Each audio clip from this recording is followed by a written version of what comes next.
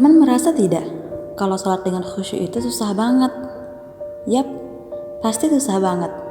Baru saja takbiratul ihram, pikiran kita sudah melayang kemana-mana, seperti memikirkan tugas kuliah, barang yang hilang, dan membayangkan keluarga yang ada di rumah.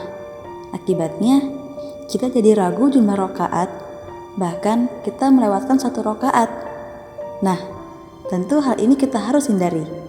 Salah satu cara untuk mengurangi kasus seperti ini adalah dengan menanamkan rasa ihsan dalam diri kita. Sekarang, pertanyaannya adalah, apakah itu ihsan? Rasulullah SAW telah menjelaskan pengertian ihsan di dalam kitab hadis Arba'in nomor 2. Ketika itu, Rasulullah SAW dan para sahabat kedatangan sesosok laki-laki yang ternyata dia adalah malaikat Jibril yang sedang menyerupai manusia. Kemudian, malaikat Jibril bertanya beberapa hal kepada Rasulullah. Ketika ditanya apa itu ihsan, Rasulullah SAW menjawab, "Anta'budallaha ka'annaka tarahu fa illam takun tarahu fa innahu yarak."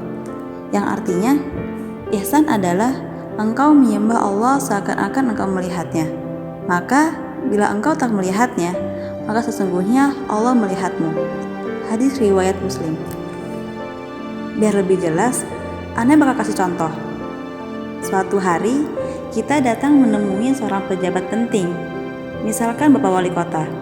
Kita dipersilakan duduk di kursi tamu persis berhadapan dengan tempat duduknya sang Bapak Wali Kota. Ketika sedang berbincang dengannya, akankah kita akan bersikap tak semestinya, seperti mengangkat satu kaki di atas kaki lainnya, mengumbar pandangan mata ke segenap penjuru ruangan, atau perilaku tak layak lainnya? Pastinya kita tidak akan melakukan perilaku tak pantas tadi. Yang kita lakukan adalah duduk dengan tenang dan berbicara dengan sopan di hadapannya. Atau ketika kita telah duduk di ruangan tamu, tapi Bapak Wali Kota belum juga menemui kita, tapi kita tahu kalau di setiap sudut ruangan terdapat CCTV yang dimana sang wali kota bisa mengetahui gerak-gerik kita melalui layar monitor dari CCTV. Dalam kondisi seperti itu, apakah kita akan melakukan hal yang tak pantas di ruang tamu? Tentu tidak, karena meskipun Bapak Wali Kota tidak berhadapan dengan kita, tapi dia bisa lihat gerak-gerik kita melalui CCTV.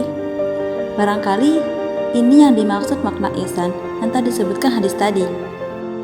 Ketika kita sedang sholat, kita berusaha menghadirkan Allah di hadapan kita dan membayangkan seolah-olah kita berhadapan dengannya.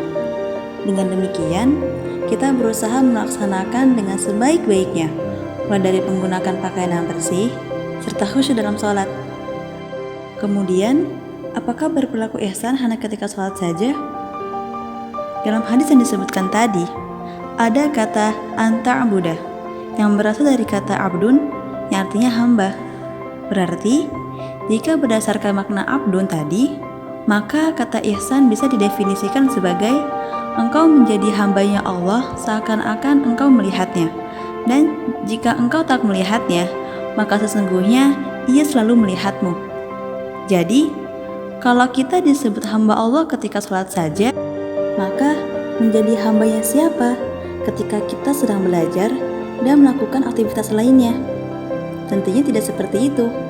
Kapanpun dan dimanapun sedang beraktivitas ibadah ataupun aktivitas selain ibadah, kita tetap menjadi hamba Allah. Dengan berihsan, seorang pedagang tidak akan berbuat curang dalam menakar barang dagangannya. Dengan berihsan, seorang pelajar tidak akan mencontek ketika ujian. Dengan berihsan, seorang pejabat tidak akan korupsi uang rakyat. Karena dengan berihsan, seseorang sedang merasa di bawah pengawasan Allah Subhanahu wa taala. Wallahu a'lam.